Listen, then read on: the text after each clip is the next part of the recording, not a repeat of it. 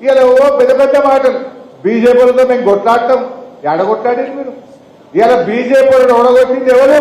బండి సంజయ్ని ఓడగొట్టింది బీఆర్ఎస్ పార్టీ, అరవింద్ ఓడగొట్టింది బీఆర్ఎస్ పార్టీ, ఆదిలాబాద్ లో బాబురావు ఎంపీని ఓడగొట్టింది బీఆర్ఎస్ పార్టీ, ఈటల రాజేందర్ గారిని ఓడగొట్టింది బీఆర్ఎస్ పార్టీ, రఘునందన్ రావు ఓడగొట్టింది బీఆర్ఎస్ పార్టీ.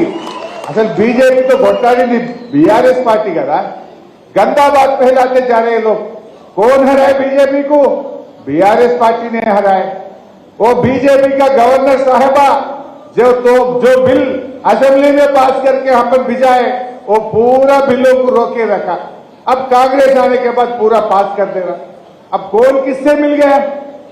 जब क्यों रोके, अब क्यों पास हो रहा बिल? मालूम नहीं हो रहा क्या? अब अदानी भी आ गए। मेरा भाई अदानी का याद कर रहा। कल सुबह राहुल गांधी, నిన్న ఉదయం రాహుల్ గాంధీ గారు అక్కడ మాట్లాడిండు. నార్త్ ఈస్టర్న్ స్టేట్స్ లో బస్సు యాత్రలో మాట్లాడిండు. ఈ దేశం ఇద్దరు వ్యక్తుల చేతుల్లో ఉన్నది.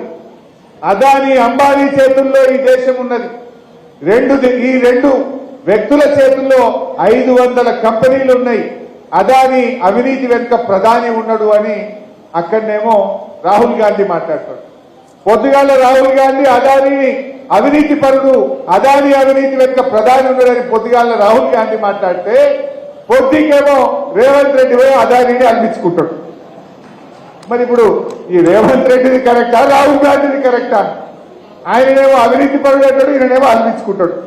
ఈయన పోయి 12,200 కోట్లకు నేను అగ్రిమెంట్ చేసుకుంటున్నా అని షేక్ హ్యాండ్ ఇచ్చుకుంటాడు.